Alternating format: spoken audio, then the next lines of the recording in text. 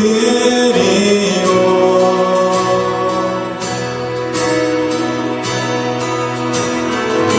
저 천사여 찬송하세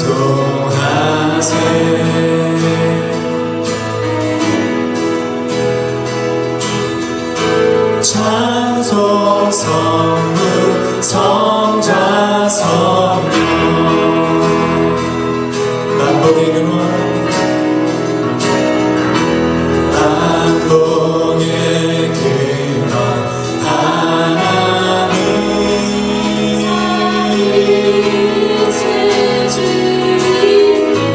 온 백성 찬송 드리고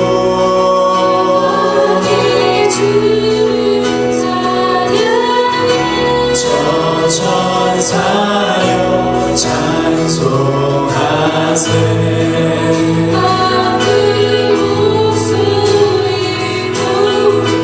찬송 성부 성자 성령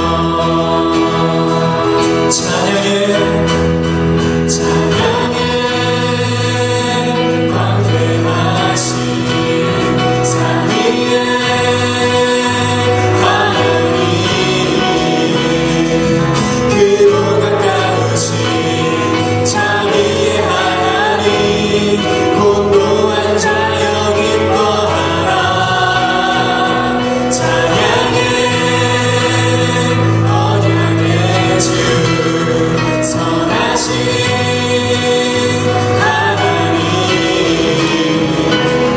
주께로 피하는 복 있는 자들아 그 입술로 주 찬송하라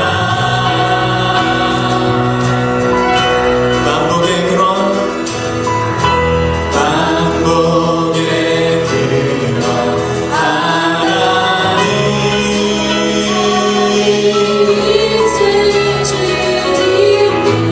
온 백성 찬송 드리고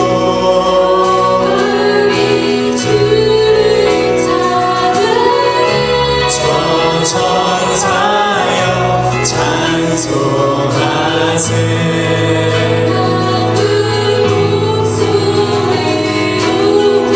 찬송 성부 성자 성령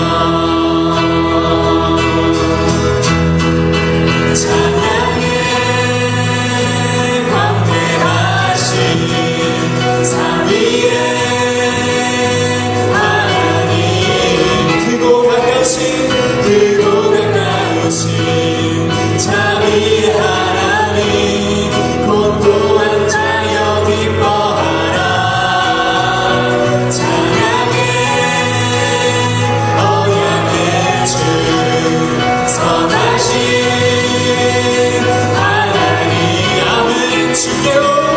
주께로 피하는 복 있는 자들아 그 입술로 주 찬송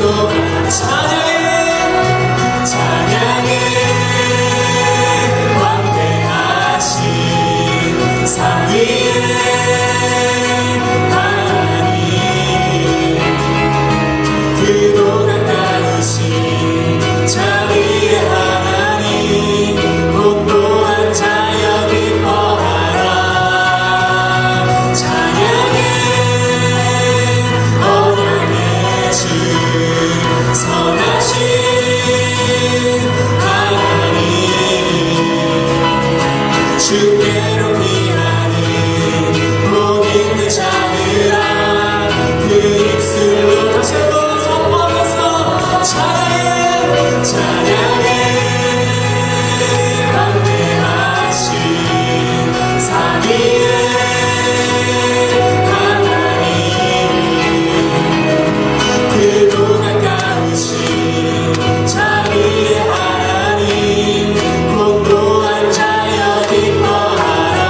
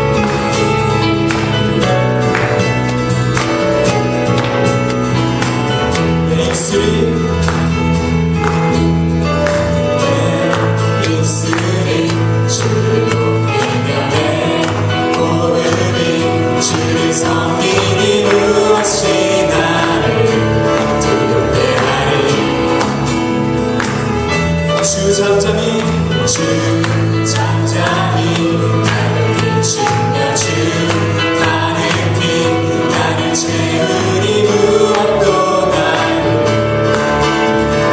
흔들지 못하니 주 사랑이 내게 들어와 모든 두려움 사라지게 영원히 주 찬양 찬양 내 영혼 춤추리 주 사랑이 내게 들어와 모든 어둠 사라지게 영원하신 그 사랑 안에 난 거하리 내 입술이 주를 높이며 내 모든 주를 섬기니 무엇이 나를 두렵게 하리 아멘 주 잠잠히 나를 비추며 주 가득히 나를 채우니 무엇도 나를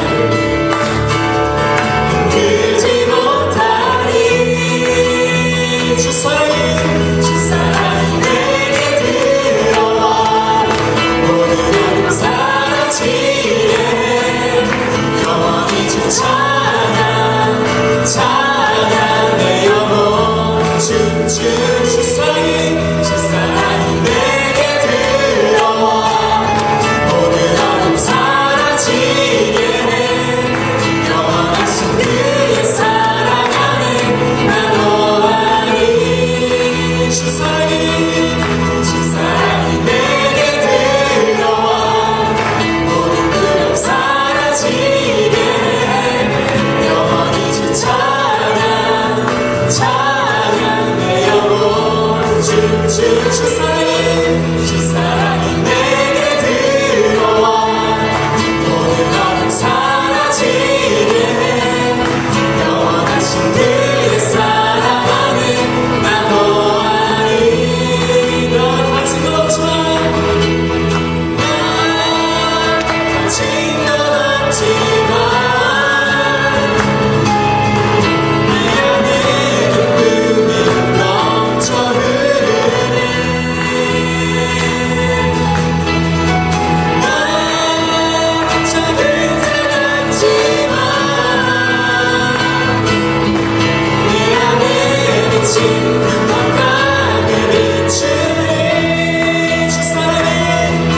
주 사랑이 내게 들어와 모든 두려움 사라지게 영원히 주 찬양 찬양 내 영혼 춤추 주 사랑이 내게 들어와 모든 어둠 사라지게 영원하신 그의 사랑 안에 난 거하리 다시 한번 주 사랑이 내게 들어와 모든 두려움 사라지게 영원히 주 찬양 찬양 내 영혼 춤추리 주 사랑이 내게 들어와 모든 어둠 사라지게 영원하신 그의 사랑 안에 난 거하리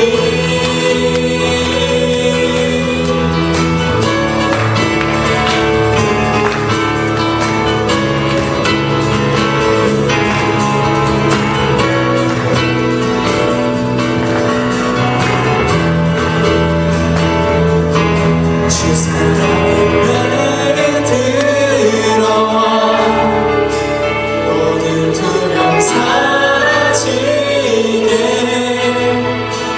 영원히 주 찬양 찬양 내 영혼 춤추리 주 사랑이 내게 들어와 모든 어둠 사라지게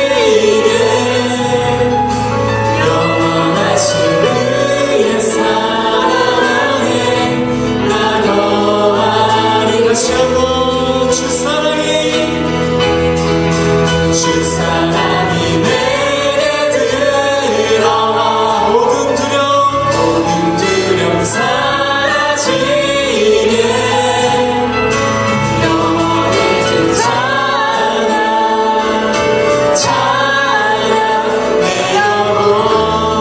춤추리 주 사랑이 내게 들어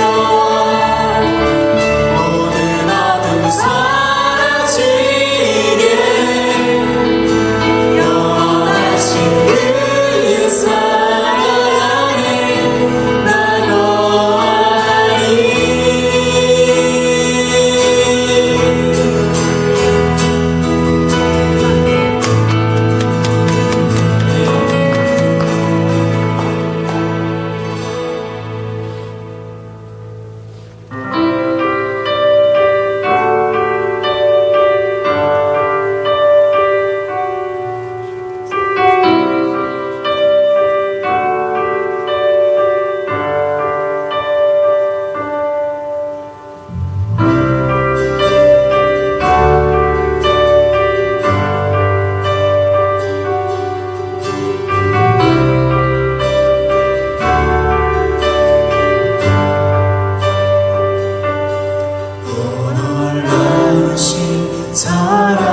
사랑으로 내게 찾아온 생명의 빛 나를 붙잡는 실패의 자리 딛고 일어나 구원의 주를 외치리 다시 한번 외쳐 부르리 예수여 나를 돌아보소서 어둠 속에서도 빛을 비추시는 예수만이 내 소망 다시 한번 내 삶 드리니 예수여 내 손 잡아주소서 폭풍 속에서도 주가 붙드시니 예수만이 내 생명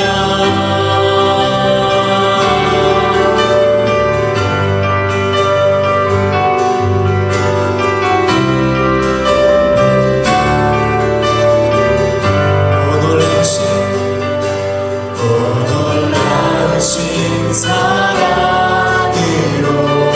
내게 찾아온 위로의 빛 내게 찾아온 위로의 빛 나를 부르던 세상의 말들 던져버리고 구원의 주를 외치리 다시 한번 외쳐 부르리 예수여 나를 돌아보소서 어둠 속에서도 빛을 비추시는 예수만이 내 소망 다시 한번 내 삶 드리니 예수여 내 손 잡아주소서 폭풍 속에서도 주가 붙드시니 예수만이 내 생명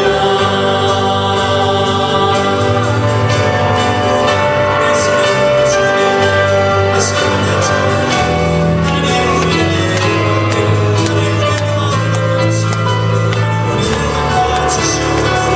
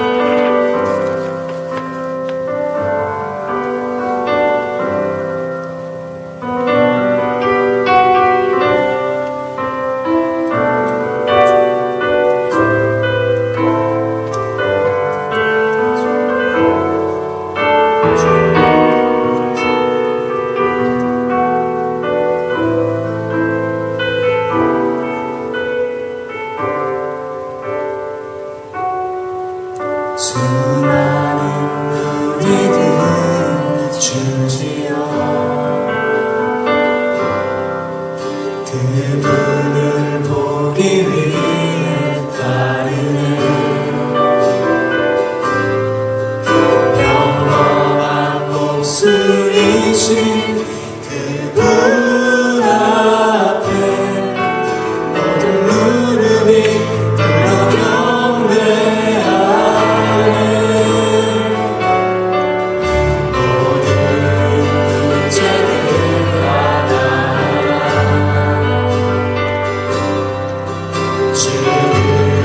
지금까지도 힘을 잃고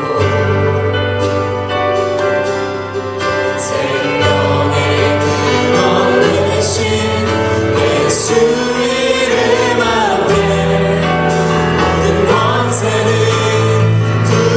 굴복하네.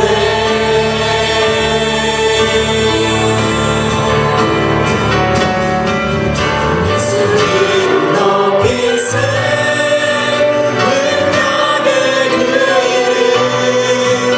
예수 이름 높이세. 구원의 그 이름. 예수 이름을 부르는 자. 예수 이름을 믿는 자.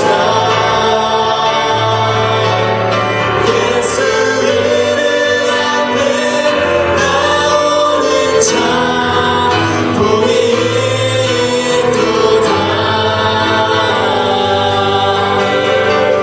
나의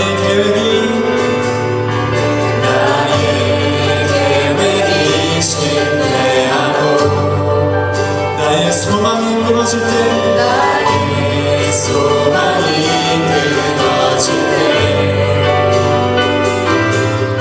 삶의 주관자 되신 그분 앞에 나의 무릎을 꿇어 경배하네.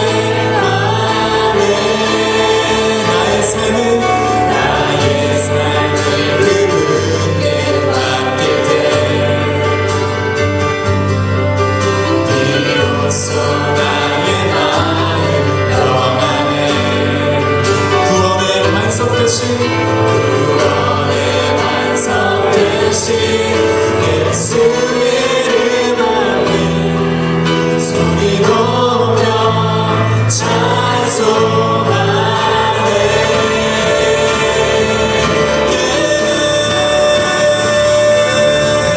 예수 이름 높이세. 능력의 그 이름. 예수 이름 높이세. 구원의 그 이름.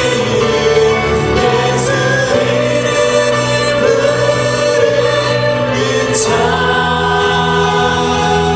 예수 이름을 믿는 자. 예수 이름 앞에 나오는 자. 복이 있도다. 우리 마지막으로 예수 이름 높이세. 예수 이름 높이세. 능력의 그 이름. 예수 이름 높이세. 구원의 그 이름. 예수 이름을 부르는 자. 예수 이름을 믿는 자. 아멘. 예수 이름 앞에 나오는 자. 복이 있도다.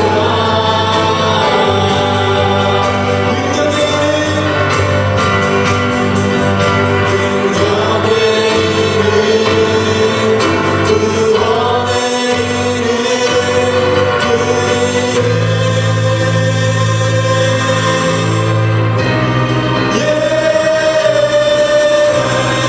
예수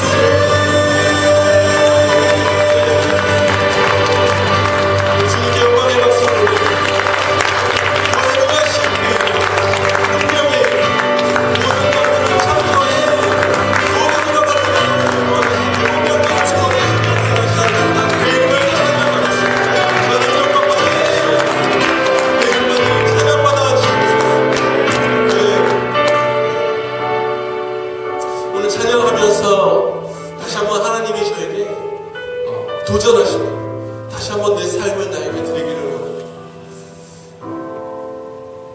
다시 한번 너의 삶을 나에게로 드리기 원합니다. 내가 너와 함께 이 하나님의 나라를 위해서 이 열방을 구원하는 이 하나님의 놀라우신 일을 너와 함께 하며 또 동일하게 오늘 이 자리에 나온 모든 회중 가운데 하나님이 그런 마음을 주시길 바랍니다. 이 마지막 찬양의 고백처럼 우리가 기도할 때 그렇게 기도했으면 좋겠습니다. 하나님, 나의 삶의 계획이 무너지게 하여 주시옵소서. 나의 뜻이 무너지게 하여 주시옵소서. 나의 모든 소망이 끊어지게 하여 주시옵소서. 그래서 하나님, 나의 삶에 온전히 주님의 뜻만, 예수 그리스도의 소망만 남게 하여 주시옵소서. 하나님 기뻐하시는 그 뜻이 나의 삶을 통해서 성취되게 하여 주시옵소서. 나의 소망이 성취되어지고 나의 뜻이 계획되어지는 것이 아니라 하나님 아버지의 소망함이 나의 삶을 통해서 성취되게 하여 주시옵소서. 우리 그렇게 좀 기도하지 않겠습니까? 주님 옆에 겸손하게 나의 삶을 주님 다 주님께서 가져가 주시옵소서. 나의 모든 삶을 주님께서 취하여 주시옵소서.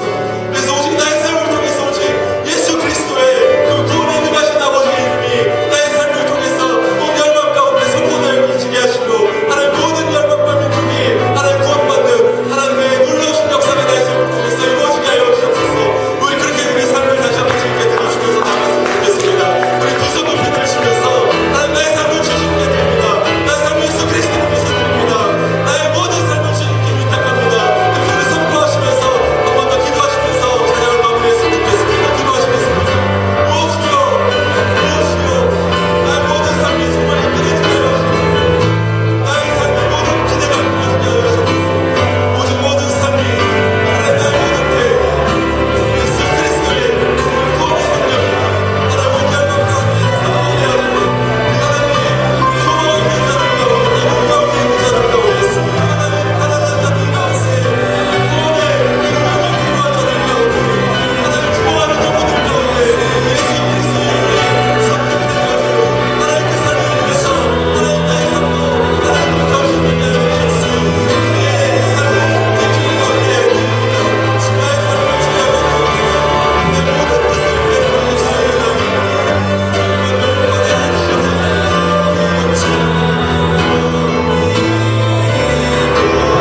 다시 한번 그 목소리 주님 앞에 내려놓습니다. 예수 이름 높이세. 예수 이름 높이세. 능력의 그 이름. 예수 이름 높이세. 구원의 그 이름. 예수 이름은 자. 예수 이름은 자. 예수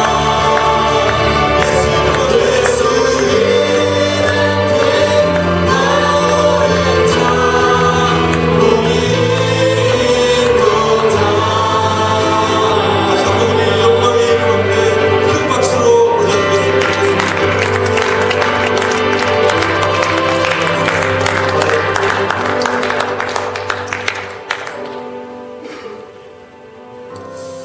누구든지 저를 믿는 자는 부끄러움을 당하지 아니하리라니 유대인이나 헬라인이나 차별이 없습니다. 한 주께서 모든 사람의 주가 되사 저를 부르는 모든 사람에게 부유하시도다. 누구든지 주의 이름을 부르는 자는 구원을 얻으리라. 그런즉 저희가 믿지 아니한 일을 어찌 부르리요 듣지도 못한 일을 어찌 믿으리요 전파하는 자가 없이 어찌 들으리요 보내심을 받지 아니하였으면 어찌 전파하리요 기록된 바 아름답도다. 좋은 소식을 전하는 자들의 발이여함과 같으니라. 오늘 이 로마서 10장 말씀을 좀 기억하면서 이 찬양을 마치면서 한 가지 더 기도하면서 마쳤으면 좋겠는데, 우리가 듣고 영접했고 그래서 우리의 기쁨이 되신 그 예수 그리스도의 이름, 그 이름을 오늘도 이 땅 가운데 살아가고 있는 200여 개의 다민족 열방 가운데에는 그 이름을 알지 못하는 많은 자들이 여전히 있습니다. 우리 주위에 있는 많은 이라니안 커뮤니티서부터 시작해서 또 많은 민족들이 여전히 그의 이름을 기다리고 있습니다. 오늘 예배를 이 찬양을 마무리하면서 우리 그 민족들에게도 동일하게 이 구원의 놀라우신 이름, 이 예수 그리스도의 이름, 모든 열방을 구원하시고 세상을 구원하기 위해서 하나님 보내주신 아기 예수 그리스도의 그 구원의 능력이 그들에게도 전파되게 하여 주옵소서. 우리 이 땅을 위해서 한 번 더 기도하면서 이 찬양을 마무리했으면 좋겠습니다. 여러분들이 알고 있는 여러분 삶 가운데 마주하는 그들을 기억하면서 기도해도 좋겠습니다. 여러분들 학교와 직장과 삶의 영역 가운데 마주하는 자들을 위해서 기도해서 좋겠습니다. 혹은 여러분들이 품고 있는 나라와 열방과 민족을 향해서 함께 기도해도 좋겠습니다. 이 토론토를 위해서 우리 함께 기도했으면 좋겠습니다. 같이 기도하시겠습니다. 주 하나님, 그 이름을 듣지 못한 자가 어찌 그 이름을 부르겠습니까? 하나님 땅 가운데 주님께서 보내신 하나님 나의 주님께서 잃어버린 성도들을 향했습니다. 하나님 이 땅에 하나님의 자녀들이 일어나 그 이름을 전하며 그 이름을 외치며 그 이름을 높이며 노래하며 예배하며 찬송하며 하나님 그들도 그 구원의 이름을 듣고 하나님의 기쁨을 누려 하나님께 오게 하여 주옵소서. 긴 어둠을 하나님 마치고 하나님 그 어둠 가운데서 하나님을 정리하고 하나님의 그 구원의 세상 되신 하나님 열방의 소망 되신 예수 그리스도의 이름 가운데 그들도 하나님 구원의 빛을 발견하고 돌아오게 하여 주옵소서. 하나님 이 땅을 주의 벌로 두고 이 두루트 땅을 주의 벌로 두고 이 땅의 주인 되신 예수 그리스도의 이름을 찬양하고 이 땅을 사랑하셨습니다. 구속하시고 이 땅 가운데 하나님을 향한 예배를 소망하시고 갈망하시고 하나님의 이름을 찬양하고 또 하나님의 자녀들이 이 땅 가운데 보내주셨습니다. 먼저 믿은 자녀들이 이 땅 가운데 살아가며 예수 그리스도의 그 구원의 빛을 우리의 삶을 통해서 드러내며 살아갈 때 하나님 더 많은 영혼들이 이 땅 가운데서 구원받게 하시고 하나님 나아가서 하나님 이 땅 가운데서 주님 오시는 그날 모든 민족과 열방과 방언이 함께 모여서 예배하는 하나님 그 땅이 되게 하여 주옵소서. 그날이 되기까지 우리가 예배를 멈추지 않고 주님 앞에 올려드리겠습니다. 주님 사랑합니다. 주님 사랑합니다. 오늘 구원하신 그 아버지 하나님의 사랑을 찬양합니다. 주님 모든 영광을 주님만이 받아주시옵소서. 감사합니다. 이 모든 말씀 예수님의 이름으로 기도합니다. 아멘. 우리 주님께 다시 한번 영광을 올려드리겠습니다.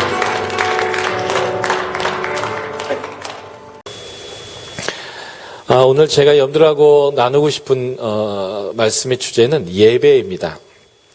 하나님이 기뻐하시는 예배, 하나님이 받으시는 예배가 무엇인가 라는 것이죠. 지금 우리가 하나님께 예배를 드리고 있는데 하나님이 받으시는 예배와 기뻐하시는 예배가 무엇인지를 저희가 정확히 알고 그 하나님에게 예배 드리는 게 굉장히 중요하다고 생각합니다. 특별히 오늘 우리가 읽었던 본문은 성경에 처음 나오는 예배예요. 이 처음 나오는 예배에서 예배란 무엇인가라는 것을 우리에게 가르쳐 줄 뿐만 아니라 또 하나님이 기뻐하는 예배가 무엇인가를 이제 오늘 우리에게 가르쳐 준다라고 생각합니다. 일단은 우리가 이 가인과 아벨의 이야기는 친숙하게 잘 알고 있죠. 그런데 이 가인과 아벨의 이 이야기에서 우리에게 보여주려고 하는 핵심 메시지를 잘 못 잡는 것 같아요. 예배란 무엇인가 먼저 좀 설명하고 싶은데요. 오늘 본문에 보면 하나님이 아벨과 그의 예물은 받으셨고 가인과 그의 예물은 받지 않았다라고 이제 말씀하고 있습니다. 하나님이 받으시는 예물은 두 종류인 거예요. 예물을 드리는 그 사람과 그 사람이 드리는 예물. 이 두 가지를 하나님께서 받으신다라는 것을 우리가 알아야 합니다. 그러니까 이제 헌금 얘기하고 싶은 게 아니고요. 저는 사람이 가져온 예물이 아니라 하나님은 그 예물을 드리는 사람을 훨씬 더 귀한 예물로 하나님께서 생각하신다고 이 본문이 얘기하고 있다는 것을 여러분들과 함께 나누고 싶어요. 이 본문을 목사님들이 가끔 설교할 때에 왜 가인의 예배를 안 받으셨을까? 그리고 아벨의 예배는 왜 받았을까라고 하는 이 대목에서 주로 무슨 말씀을 많이 하시냐면 가인은 피 없는 제사를 드렸다. 아벨은 피 있는 제사를 드렸는데 하나님은 피 있는 제사를 원하기 때문에 하나님의 원하지 않는 예물을 가져온 가인이 하나님의 예배를 받지 않았다라고 만일 이 본문을 설명하고 합니다. 제가 들었던 이 본문을 가지고 설교하시는 대부분 목사님들이 그렇게 이 본문으로 설교를 하셨습니다. 그런데 여기서 가인과 그의 예물, 아벨과 그의 예물을 할 때 그 예물이란 히브리어가 뭐냐면 민하라는 단어입니다. 이스라엘 백성들이 하나님께 제사를 드릴 때 드리는 제사가 5종류가 있어요. 번제, 소제, 화목제, 속제제, 속건제. 이 5개의 제사 중에 소제라는 제사가 있는데 이 소제라는 제사가 곡물 가루로 하나님께 드리거나 그 곡물로 전을 붙여서 아니면 그 곡물의 가루를 쪄서 그 곡식으로 하나님께 드리는 제사가 소제인데 이 소제의 히브리어 이름이 민하예요. 너희가 번제를 드리려거든 너희가 예물을 가져와라 할 때 그 희생의 예물이 보통은 고르반이라고 히브리어로 되어 있는데 지금 이 가인과 아벨이 드리는 예물을 민하라고 표현하고 있는 것은 소제를 드린 거예요. 그런데 아벨이 고기를 드렸는데도 민하라고 표현하고 있습니다. 왜 그러냐면 민하라는 단어는 곡식으로 드리는 제사를 표현하기도 하지만 그 의미가 조공이에요. 조공. 하나님은 우리 왕이시고 우리는 그의 백성인데 백성이 왕에게 하나님으로부터 수확이 있었을 때에 하나님께 온 수확을 감사하면서 감사로 하나님께 드리는 거예요. 조공. 그러니까 이게 우리 얼마 전에 땡스기빙 있었잖아요. 감사 예배. 감사절 예배와 같은 민하였다는 거예요. 그러니까 이거는 꼭 속죄를 받기 위해서, 죄 용서 받기 위해서 하나님이 내가 죄진 것을 하나님이 심판하지 않게 하기 위해서 피로 드려야 될 제사는 아니었다는 겁니다. 조공을 바치는 것이었죠. 하나님은 이 사람들의 예물 자체에 관심이 있지 않으셨다는 것입니다.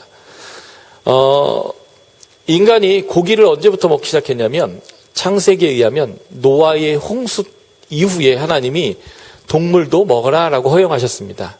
그러니까 지금 가인과 아벨은 창세기 4장이고 노아의 홍수의 사건은 6장부터 9장이기 때문에 인간이 고기를 먹기 이전의 상황입니다. 그러니까 이 상황을 가지고 이 가인과 아벨이 드렸던 예물을 생각하면 이런 거예요. 당시에 고기는 안 먹었습니다. 그러니까 고기는 버리는 거예요. 목축을 했던 이유는 그 염소나 양의 젖을 먹거나 가죽이 필요해서 그렇지 고기가 필요한 것이 아니었습니다. 그러므로 아벨은 하나님께 예물을 가져왔는데 지도 먹지 못하고 팔 수도 없는, 아무도 안 사요. 안 먹기 때문에 버려야 되는 걸 가지고 하나님께 예배드린 것입니다. 그런데 하나님이 그 예배를 받으셨고 가인은 그 당시에 주식이 고기가 아니라면 무엇일까요? 곡식이었단 말이죠. 그러니까 고기가 비쌀까요? 곡식이 비쌀까요? 곡식이 비싸고요. 귀하기로 친다면 곡식은 귀한 것입니다. 가인은 귀하고 비싸고 값어치 있는 것으로 예배를 드렸음에도 불구하고 하나님으로부터 거절을 당했고 아벨은 지도 먹을 수도 없고 어차피 버려야 되는 것으로 하나님께 예배를 드렸는데 하나님이 그 예배를 받으셨다는 거예요. 그러니까 지금 하나님은 그들이 가져온 예물의 가치를 두고 있지 않다라는 겁니다. 그 예물을 드리는 사람에게 하나님이 가치를 두고 하나님이 예배를 받고 있다라고 하는 이 사실을 기억하는 것이 굉장히 중요해요. 그러면 하나님은 왜 가인의 예배를 안 받으셨을까요? 그것은 본문에 명확하게 설명되어 있습니다. 4장 7절을 한번 보실까요? 창세기 4장 7절에 보면 하나님이 가인의 예배를 안 받으셔서 가인이 화가 났어요. 얼굴이 울그락불그락 됐습니다. 근데 이 얼굴에 얼그락불락 안색이 변했다라고 하는 이 표현은 좀 번역이 좀 잘못된 번역이에요. 하나님이 아벨과 그의 예물은 받으셨고 가인과 그의 예물은 안 받았는데 여기서 받았다, 안 받았다라고 하는 히브리어가 뭐냐면, 받았다가 히브리어로 샤하, 안 받았다가 히브리어로 라샤하예요. 샤하라는 뜻이 뭔지 아세요? 샤하라고 하는 뜻은 주목하여 보다라는 것입니다. 그래서 여러분들 영어 성경 갖고 계신 분들 좀 이렇게 보시면 영어 성경이 훨씬 더 정확하게 번역했어요. 하나님이 look with favor, 호의를 가지고 보았다. 이게 NIV 번역이고요. 또 다른 성경들은 regard for라는 단어를 썼어요. 관심 있게 봤다. 관심을 거기 두었다. 이게 원어의 가장 정확한 표현들이에요. 예배란 뭐냐면 하나님 나 좀 봐주세요 하고 하나님께 이렇게 고개를 들은 거예요. 그래서 여기서 예배를 드린다라고 하는 히브리어의 단어, 그 단어가 뭐냐면 하나님께 나아갔다라는 보우라는 단어를 써요. 그러니까 예배는 하나님께 이렇게 나아가는 거예요. 나 좀 봐달라고. 하나님 나 왔어요 하고 하나님께 들어가다라는 단어거든요. 하나님께 나 좀 봐달라고 들어갔는데 하나님이 아벨이 너무 좋은 거예요. 그래서 아벨은 호의를 가지고 주목하여 봐줬습니다. 왔구나 이거예요.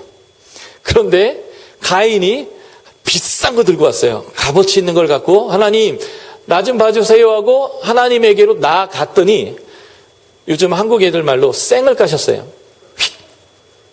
안 봐주셨어요. 그래서 가인이 어떻게 했냐면 날 거절하시는구나 해서 고개를 떨궜습니다. 여기서 안색이 변했다라고 하는 이 단어의 원어가 고개를 떨구다라는 단어예요. 제가 이렇게 고개를 들고 있으면 이렇게 빛을 받죠. 그래서 얼굴이 좀 그래도 보여요. 고개를 떨구면요. 그림자지죠. 그래서 안색이 변했다는 거예요. 그래서 정확한 표현은 고개를 떨궈버렸습니다. 하나님하고 고개를 쳐들고 하나님께 나아갔는데 하나님이 거절해 버리시니까 하고 고개를 떨궈버린 거예요. 재밌는 것은 가인이 고개를 떨구자마자 하나님이 6절에서 고개를 떨궜는데 7절에서 딱 찾아와가지고 말씀하기 시작합니다. 말을 걸어요. 이 말은 무슨 말이냐면 하나님이 가인의 예배를 거절한 목적은 예배를 받고 싶어서 거절한 거예요. 그런데 예배를 받아주면 문제가 생길 것 같아서 안 받아준 겁니다. 7절을 보시면 가인 내가 선을 행하면 어찌 고개를 못 들겠느냐, 낯을 떨궜겠느냐. 그러니까 무엇이 문제예요? 하나님 왜 그의 얼굴을 안 봐주시고 고개를 떨구게 했는가? 이유는 본문이 이렇게 얘기해요. 네가 선을 행하지 않았기 때문이다라는 거예요. 이 말은 무슨 말이냐면 제물, 하나님에게 예배드리려고 제물을 가져오기 이전에 가인의 삶은 죄를 짓고 죄를 짓고 죄를 짓고 죄를 짓고 죄를 졌던 거예요. 그런데 소위 이 예물과 내가 제의로서 드리는 예배를 드림으로 인해서 이 모든 죄는 용서받을 거라고 하는 기대, 또는 나는 하나님과 관계가 별 문제가 없다라는 것을 확인하고 싶은 그런 예배로 가인이 온 겁니다. 그런데 하나님은 이렇게 드리는 예배보다 가인의 일상의 삶에서 하나님께 드려진 예배를 원하셨던 거예요. 그런데 지금 가인이 어느 선까지 왔냐면 더 이상 그가 하나님의 긍휼을 받을 수 없어서 죄에 의해서 잡혀먹을 수준까지 왔습니다. 본문이 이렇게 돼 있어요. 7절 보시면 선을 행하지 아니하면 죄가 문에 엎드려 있느니라. 이 엎드려 있다라는 표현이 무엇을 의미하냐면 고양이과 짐승들이 사냥을 할 때 딱 엎드리다가 자기가 자신 있는 거리가 됐을 때 파타닥 튀어나가서 그 초식동물의 목을 꽉 깨물어서 그의 숨통을 조여서 잡아먹거든요. 그 사냥하기 직전에 스프링처럼 튀어나가기 위해서 딱 움츠리고 있는 상황의 단어예요. 그러니까 하나님이 이렇게 얘기하는 거예요. 야, 너 죄를 계속 져서 네가 이제 문만 열고 나가면 죄가 너를 사냥할 끝선까지 내가 온 거예요, 가인이. 그런데 하나님이 그 예배를 받아주시면 하나님은 난 뭐 문제 없구나 하고 계속 죄를 질 판이에요. 그래서 이제 그가 문만 열고 나가면 사단에게, 죄에게 완전히 잡혀먹을 순간이 돼버렸습니다. 문만 열고 나가면요. 그런데 하나님이 이 예배를 받아주시는 게 은혜일까요? 안 받아주셔서 나에게 문제가 있구나, 이 문제를 해결해야겠구나라는 것을 알려주는 게 은혜였을까요? 알려주는 게 은혜예요. 그래서 하나님이 소위 말해서 쌩을 까셨어요. 얘가 문제가 있다는 걸 인식시킨 거예요. 확 고개를 돌려버렸습니다. 그럴 때 가인이 고개를 뚝 떨어뜨렸어요. 에이씨, 안 받는구나. 이렇게 보고요. 그래서 여기서 끝났으면 이게 진짜 벌인데 고개를 떨구자마자 한 절 만에 하나님이 쑥 밀고 들어와요. 그리고 내가 왜 네 예배를 안 받은지 아냐? 왜 네가 고개를 떨궜어야 하는 줄 아냐? 죄가 너를 원한다. 본문이 그대 있어요. 죄가 너를 원한다. 그래서 죄가 지금 네가 문만 열고 나가면 너를 사냥할 준비를 다 하고 잡아먹으려고 하고 있다. 죄가 너를 원하지만 너는 어떻게 해야 된다? 본문에 이렇게 써 있어요. 죄를 다스려라. 그러니까 하나님은 가인이 그가 계속적으로 선택했던 죄로 인하여 죄에 잡혀먹는 걸 원치 않았고 또 그의 예배를 받고 싶은 거예요. 그래서 그가 고개를 떨구는 일이 없기를 원하시는 겁니다. 정리하자면 예물이 시원치 않아서 예물이 마음에 안 들어서가 아니에요. 하나님은 별 가치도 없고 지도 쓸모없는 고기를 가져왔던 아벨의 예배를 봐주셨어요. 그것도 관심을 가지고 봐주셨어요. NIV에서는 호의를 가지고 봤다 이렇게 돼 있어요. 왜요? 걔가 너무 예쁜 거예요. 걔의 평소의 삶이 하나님 마음에 쏙 드는 거예요. 그러니까 걔가 아무 거를 갖고 들고 와도 걔의 예배를 주목하여 봐주시는 겁니다. 마치 이런 것 같아요. 저희 딸이 지금은 중학생이에요. 한참 미친년을 있다가 요즘 정신이 싹 돌아왔어요. 그 중학생 애가 사실은 첫 애인데 어릴 때에 이제 3살 뭐 이럴 때 이제 어린이집에 보내는 거예요. 어린이집에 보내놨더니 5월달 어버이날이 있는 그 주간에 카드를 하나 만들어 왔어요. 아직 글을 모르는데 선생님이 시킨 거죠. 그래서 칠판에다 선생님은 예쁜 글씨로 엄마 아빠 키워주셔서 감사합니다. 앞으로 효도할게요. 뭐 이렇게 해서 이제 써주면 애들은 글자를 모르니까 이건 그림으로 인식하고 베껴 그리는 거예요. 글자 크기가 컸다 작았다 뭐 난리도 아니고 받침 빠지고 안돼 뒤로 그냥 이로 그냥 거버리고 제대로 되지도 않은 글씨로 삐뚤빼뚤 해가지고 카드를 써갖고 왔습니다. 부모가 첫 애가 유치원 보내놨더니 감사하다는 편지를 글자도 아닌 글자로 써갖고 왔을 때 이 감격이 장난 아니에요. 아유, 내 새끼가 벌써 이렇게 컸나? 나에게 이렇게 감사할 줄 아나? 이거 옥션에 갖다 팔아보세요. 누가 사나? 아무도 안 사요. 다른 사람에겐 아무 가치가 없어요. 그런데 그 부모가 얘가 너무 좋으니까 얘가 이상한 글자로 삐뚤빼뚤 글자도 틀리게 써온 카드 하나가 너무 좋은 거예요. 제일 잘 보이는 데서 딱 걸어놔요. 우리 딸이 준 거니까. 그러니까 얘가 팔 수도 없고 가치도 없고 아무것도 아닌 예물을 갖고 나에게 예배를 드린 건데 그 부모는 너무 좋은 거예요, 이게. 그거와 똑같아요. 하나님은 우리를 받고 싶어야지 우리가 가져오는 많은 돈이나 우리가 뭔가 하나님께 해드리는 것을 원하는 게 아닙니다. 왜요? 하나님은 부족한 게 없어요. 다 갖고 계세요. 모든 거 다 하실 수 있는 분입니다. 그분이 원하는 건 우리가 하나님을 향한 사랑을 가지고 하나님에 대한 경외심을 가지고 하나님과 교제하는 걸 원하세요. 그러니까 우리가 예쁘면 우리가 슬리퍼를 끌고 오든 어떤 복장으로 오든 그냥 예뻐요. 왔니? 여호와여 예배하기 시작할 때 하나님이 쑥 들어와서 왔구나. 너 또 왔네? 우리의 음성이 우리의 이 노래하는 것이 고음불가죠. 하나님이 전영하셨어요.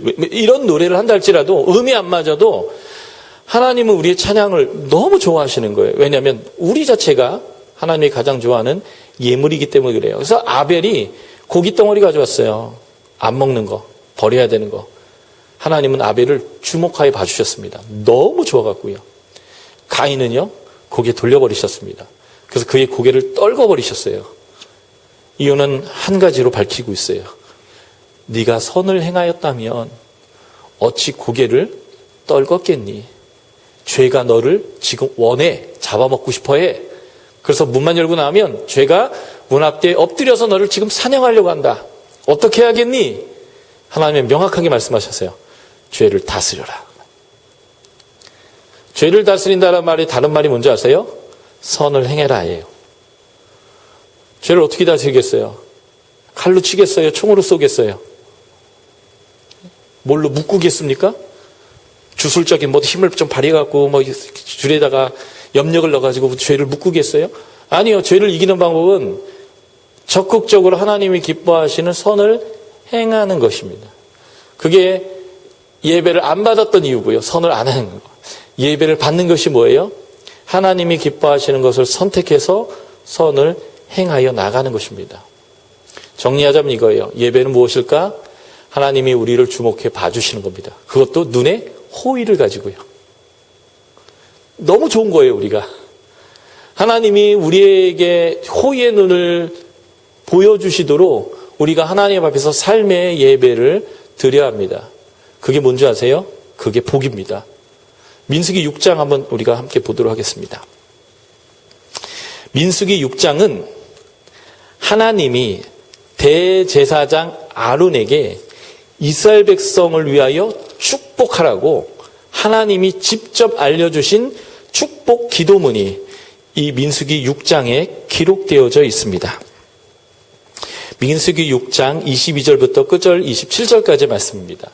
보통 우리가 교회에서 성부와 성자와 성령의 이름으로 축복하는 이 내용은 고린도후서 마지막 장 마지막 절에 사도 바울이 했던 축복의 내용이에요.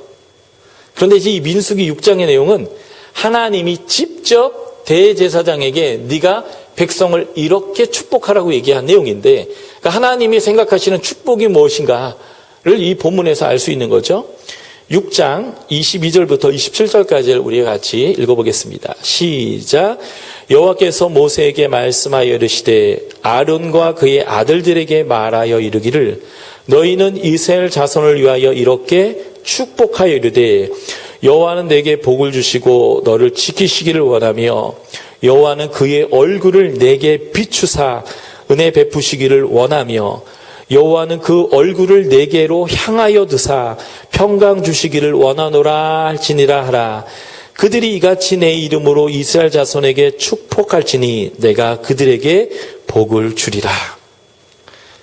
이 읽었던 문장의 맨 앞이 복에 대한 얘기고 맨 마지막 얘기가 복에 대한 이야기인데 그 중간에 복의 내용이 무엇인가를 설명하고 있는 거죠. 그게 뭐냐면 하나님의 얼굴이 우리에게 향하여지고 하나님의 얼굴이 우리에게 비춰지는 거예요. 그러니까 가인이 하나님을 불렀을 때 하나님 고개를 딱 돌려서 쌩깐 게 뭐예요? 복을 안 준 거고요. 아벨이 여호와여 불렀더니 왔니 하면서 하나님 얼굴을 그에게 탁 내민 거, 이게 복이라는 거죠. 복의 핵심은 돈이 많아지는 것, 건강해지는 것, 높은 자리에 올라가는 것, 유명해지는 것일 수도 있지만 그것은 복의 내용 중에 가장 낮은 부류의 복이에요. 가장 좋은 복이 뭔지 아세요? 세상의 주인이시고 나를 가장 사랑하시고 나에게 가장 선한 것을 주실 수 있는 세상에서 제일 센 분이 나한테 친한 척하는 거예요. 주님 나 아시죠? 했더니 알지. 주님 제가 뭘 원하는지 아시죠? 알지. 나 너 잘 알아 라고 해주는 거. 그래서 언제나 우리가 얼굴을 들면 하나님이 우리에게 그 얼굴을 탁 내밀어 주시는 거, 이거만큼 엄청난 복이 없단 말이죠. 이게 하나님이 생각한 복의 핵심이에요. 그러니까 예배는 뭐 하는 과정이에요? 복 받는 과정이에요. 하나님에게로 들어가는 겁니다. 여기서 예배에 따른 단어가 들어갔다예요. 들어가다, 들어오다 뭐 이런 뜻이에요. 하나님께 들어갔을 때 하나님이 고개를 팍 내밀어 주시는데 눈에 호의가 막 있으면서 눈에 불꽃이 튀면서 쳐다보면 죽거든요, 사실. 하나님이 가인을 안 쳐다보는 이유가 뭔지 아세요? 이놈의 새끼 죽여버릴까봐 하나님이 고개 돌린 거예요. 확 죽여버리고 싶거든요. 그동안 한 짓이 있어가지고. 그래서 하나님이 뭐 한 거예요? 돌아서가지고, 저놈의 새끼 내가 죽이고 싶지만, 진정하자. 그랬더니 얘가 고개를 딸 떨구고 있는 거예요. 그래서 하나님이 쑥 들어가시는 거예요. 진정하시고. 뭐가 문제냐면, 나 네 예배 받고 싶은데, 난 네 예배 진짜 받고 싶은데 확 죽여버려야 될 상황이다. 지금 네가 문만 열고 나가면 죄가 너 잡아먹을 상황까지 됐는데 이러면 안 되지 않겠니? 죄가 널 원하지만 너는 죄를 다스려야 돼 라고 하나님이 그에게 은혜를 주시고 있는 과정이 바로 그의 예배를 받지 않았다라고 하는 그 과정 안에 담겨 있습니다. 하나님이 여러분들 보실 때 그 스가랴서에 나오는 표현대로 기쁨을 이기지 못하시며 여러분들을 참잠히 사랑하시는 그 예배가 여러분들의 삶에 드려져야 이렇게 화요몸이든 주일이든 제의로 드리는 예배 가운데 나왔을 때 하나님이 호의의 눈으로 또 살펴봐 주시는 거죠. 그래서 죄를 다스려라 라고 말씀하셨는데 죄를 다스리는 법은 선을 행하는 것으로 이루어집니다. 로마서 12장을 한번 우리가 함께 보겠습니다. 죄를 다스리는 선을 행하는 것이 무엇인지를 로마서 12장 1절과 2절이 설명해 주고 있습니다. 로마서 12장 1절, 2절 저희가 함께 소리내서 읽어보겠습니다. 시작. 그러므로 형제들아 내가 하나님의 모든 자비하심으로 너희를 권하노니 너희의 몸을 하나님이 기뻐하시는 거룩한 산 제물로 드리라. 이는 너희가 드릴 영적 예배니라. 너희는 이 세대를 본받지 말고 오직 마음을 새롭게 함으로 변화를 받아 하나님이 선하시고 기뻐하시고 온전한 뜻이 무엇인지 분별하도록 하라. 이게 하나님이 받으시는 일상의 예배를 설명하고 있는 표현입니다. 사도 바울이 권하는데 뭐라고 권하냐면 너희의 몸을 제물로 드리라고 권하고 있어요. 옛날에는 제물을 뭘로 드렸냐면 다른 짐승을 죽여서 제물로 드렸습니다. 그래야 하나님 눈에서 불꽃이 사라지고 호의가 생겼어요. 그런데 이제는 예수님이 우리를 위하여 제물로 돌아가심으로 인해서 우리가 더 이상 죄를 위하여 드릴 제물은 없습니다. 이제는 죄를 해결하는 문제는 해결됐기 때문에 하나님과 친하게 지내는 하나님이 날 봐주시고 내가 하나님에게 얼굴을 드는 그 예배만이 우리에게 이제 남았어요. 그래서 얘기하는 거예요. 죽은 제물이 아니라 산 제물을 드리는데 그 산 제물이 뭐냐면 너희다 라고 하는 거예요. 너희를 제물로 드리는데 살아있는 제물로 드리는데 그것을 뭐라고 얘기하냐면 하나님이 기뻐하시고 하나님이 거룩하다고 생각하는 산 예물을 드리라는 거예요. 그러니까 우리의 삶이 하나님이 기뻐하시고 거룩하다고 하는 예배로 드리라는 거예요. 아벨이 이 예배를 잘 드리니까 하나님 눈에 호의가 넘치는 거예요. 그런데 이것을 뭐라고 표현했냐면 너희가 드릴 영적 예배니라 라고 했습니다. 여기서 영적이라는 단어가 헬라어로 로기코스라는 단어인데 이 로기코스라는 게 육과는 다른 영을 설명하는 게 아니고요. 합당한 말씀의 이런 뜻이에요. 로고스와 연관된 단어인데 말씀에. 그래서 이 부분을 번역할 때 다른 성경들은 뭐라고 번역을 많이 하냐면 말씀의 예배입니다. 합당한 예식입니다. 이렇게 표현해요. 근데 우리는 뭔가 이렇게 영적인 거, 이렇게 초월적인 거라고 이 예배를 자꾸 생각하는데 그게 아니라 하나님의 뜻에 맞아서 하나님이 기뻐하시는 일상이 우리의 삶의 예배라는 용어로서의 영적 예배예요. 말씀의 예배, 합당한 예배, 뭔가 죽이는 예배가 아니라 그냥 나 자체가 하나님이 기뻐하시도록 나의 삶을 하나님께 드리는 예배라는 거예요. 그래서 이러한 삶의 예배를 드리는 방법이 2절에 친절하게 소개되어져 있습니다. 로마서 12장 2절을 보면 하나님에게 우리가 합당하게 드려야 될 말씀의 예배 첫 번째가 뭐냐면 이 세대를 본받지 않는 거예요. 가인이 하나님에게 들어갔을 때 하나님이 고개를 돌려버리셨던 이유가 뭐예요? 가인은 이 세대를 본받았던 거예요. 죄를 행하고 죄를 행하고 죄를 행한 거죠. 그러니까 하나님이 받으실 만한 거룩한 산 예배의 첫 번째 방향을 정확히 정해야 돼요. 어느 방향으로 갈 것인가? 세대를 쫓을 것인가? 그래서 이 삶의 예배를 드리는 두 번째 방법이 뭐냐면 이 세대를 쫓는 게 아니라 방향을 확 돌려서 우리의 마음을 새롭게 변화를 받아야 되는 거예요. 이 세대를 쫓아가지 않는 마음, 하나님이 기뻐하는 것이 무엇인지를 이제는 쫓아가려고 하는 마음, 그래서 변화는 겉을 바꾸시는 게 아니에요. 속을 바꾸는 겁니다. 하나님이 기뻐하는 예배를 드리려면 어떤 순서로 드릴까? 어떤 악기로 드릴까? 어떤 복장으로 드릴까? 어느 시간대에 드릴까? 24시간을 그냥 꼴딱 세갖고 예배를 드려서 48시간을 드려볼까? 이런 것도 필요하겠지만 하나님은 생각보다 그런 거에 관심이 좀 덜 하세요. 뭐에 관심이 있냐면 우리가 하나님이 기뻐하는 방향으로 가고자 하는 마음이요.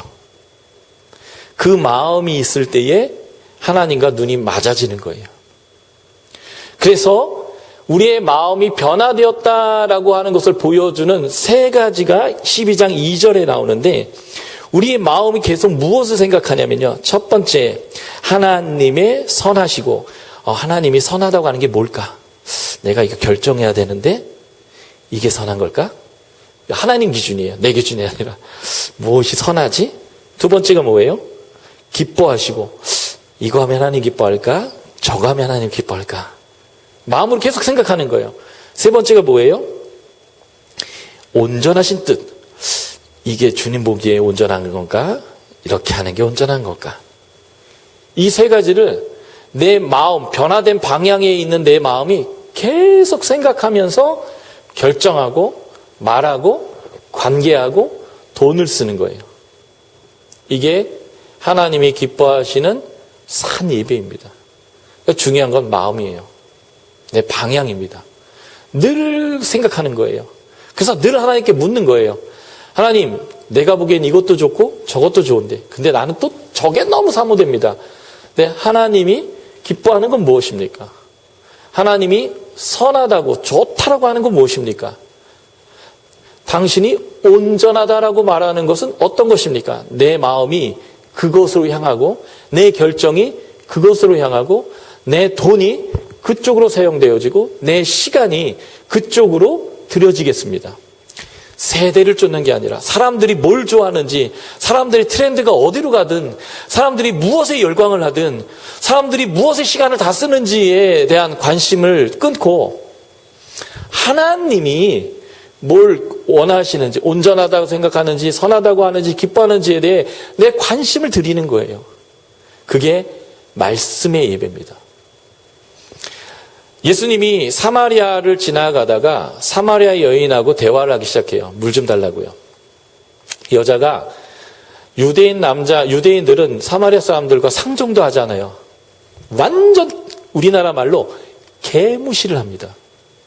사람 취급을 안 해요. 그런데 희한하게도 유대인 남자가 개 취급하는 사마리아 사람 중에 또 여자, 그것도 예수님이 딱 알아봤을 때 남편이 그 전에 여러 명 있었던 여자에게 와서 희한하게 말을 걸으면서 물을 달라고 하니까 이 여자가 희한한 거죠. 근데 예수님이 거꾸로 얘기하는 거예요. 내가 누구인지를 네가 알았으면 네가 나한테 물을 달라고 했을 거야. 네가 지금 기르러 온 물을 먹으면 너는 또 마셔야 되고 또 마셔야 돼. 왜냐하면 시간이 지나면 갈증이 다시 일어나니까. 그러나 내가 너에게 주는 물은 영원히 목마르지 않은 물이 될 거야. 예수님이 이렇게 얘기하시는데 이 여자가 예수님에게 질문합니다. 질문이 있습니다. 우리 사마리아 사람들은 여기서 예배 드려야 한다고, 사마리아 산에서 예배 드려야 한다고 하고, 당신 유대인들은 예루살렘에서 예배 드려야 한다고 하는데 어디서 예배 드리는 것이 맞습니까? 예배의 장소에 대해서 물어봤어요. 그런데 하나님은 예배 장소에, 예배의 시간대에, 예배 복장에 그렇게 관심이 덜하다고 제가 말씀드렸잖아요. 그러니까 예수님이 이렇게 얘기하는 거예요. 그게 아니고 때가 이르는데 그때는 예배 장소가 문제가 아니라 예배 드리는 방법이 중요하게 된다. 영과 진리로 예배할 때가 온다는 거예요. 성령으로 예배할 때와 말씀으로 진리를 따라 예배하는 때가 올 거라는 겁니다. 이게 바로 로마서 12장 1에서 2절에 말했던 영적 예배를 얘기하는 거예요. 말씀이 선하다고 하는 것, 말씀이 기뻐하다고 하는 것, 말씀이 온전하다고 하는 것, 말씀이 하나님의 관심이라고 하는 것, 말씀이 하나님의 방향이라고 얘기하는 것을 찾아서 내가 그것을 향하여 나아가고 시간을 들이고 에너지를 쓰고 돈을 쓰고 내 열정을 들이면서 하나님이 기뻐하는 방향으로 계속 나아가는 거예요. 그런데 이것이 사람의 능력으로 잘 안 돼요. 그렇기 때문에 성령께서 함께 하심으로 인하여 진리가 무엇인지를 깨달을 뿐만 아니라 그 진리를 따라 나아갈 수 있는 파워까지를 갖게 하는 예배가 있어요. 그게 예수님이 너희가 관심을 가져야 되는 사마리아 여인에게 얘기한 여기냐 저기냐가 아니라 영과 진리로 예배할 때가 있다. 하나님은 예배자를, 그 예배자를 찾으신다. 바로 이 요한복음 4장에 나오는 사마리아 여인과의 대화의 예수님 얘기가 로마서 12장의 얘기이고 그 얘기가 오늘 아벨의 예배였던 거예요. 그래서 이렇게 화요 모임이라는 또는 주일 예배라는 예배 모임과 우리 일상의 삶에서의 예배가 계속 맞물려 가야 합니다. 특별히 우리의 삶의 예배가 드려질 수 있도록 하는 힘과 성령의 충만함은 어디서 올까요? 이러한 예배를 통해서 하나님의 임재를 공동체 안에서 경험함을 통해서 경험해야 돼요. 충만하게 입어야 됩니다. 그리고 우리는 이 교회 문을 나서서 일주일을 그 성령의 능력과 말씀을 들은 그 깨달음을 가지고 살아내야 돼요. 그런데 이 에너지를 계속적으로 충전해야 합니다. 그래서 또 화요 모임에 오고 주일 예배에 와서 공동체 안에서요. 물론 인터넷 TV를 틀어놓고 설교를 들을 수도 있지만 정말 중요한 건 공동체예요. 나를 용납하고 사랑하고 지지하고 일으켜주고 나를 안아주고 나에게 하나님의 따스함이 무엇인지를 보여주고 나를 도와줄 그 공동체 안에서 드려지는 예배를 통해서 다시 한번 무장하고 힘을 얻고 또 일상의 삶을 살아내고 실패해도 돌아오면 공동체는 또 안아줘요. 괜찮아. 계속 그렇게 살아. 이게 아니고 그럴 수도 있어. 그런데 너는 성령 안에서 능히 그 삶을 살아낼 수 있는 사람이야. 격려받고 예배하고 하나님의 임재를 경험하고 또 나가서 살아보고 승리하고 돌아오고 때로는 실패해도 또 돌아오면 또 용납받고 사랑받으면서 삶 자체가 하나님이 보시기에 너무 기쁜. 그래서 이렇게 화해 모임 와서 고개만 들어도 막 하나님이 눈에 호의를 가지고 너 또 왔구나라고 하는 이 예배가 또 드려지는, 이게 바로 예배라는 거예요. 우리가 그런 하나님의 앞에 늘 고개만 들어도 주님과 눈이 맞아지는 그런 예배를 드리는 자, 그리고 그 주님으로부터 온 능력으로 인하여 일상의 삶에서 선한 것, 온전한 것, 하나님이 기뻐하시는 것을 능히 분별할 수 있는 마음을 소유한 자로 하나님께 예배드리는 자가 되기를 주의 이름으로 축복합니다. 기도하겠습니다. 하나님 감사합니다.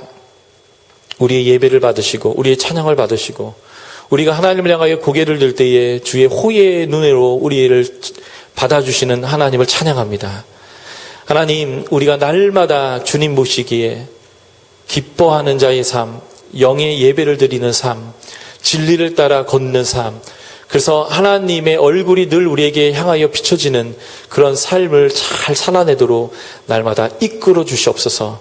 하나님, 그런 우리의 삶이 이 땅 가운데 하나님의 복을 흘려보내게 될 것이고 열방 가운데 하나님의 영광을 드러내는 삶으로 연결될 것을 믿습니다. 하나님, 이 땅을 축복하셔서 이 하나님의 진리의 삶을 살아나가는 그리스도인을 통하여 이 땅에 하나님의 영광을 드러내 주시옵소서. 감사합니다. 우리 주 예수 그리스도의 이름으로 기도드렸습니다. 아멘.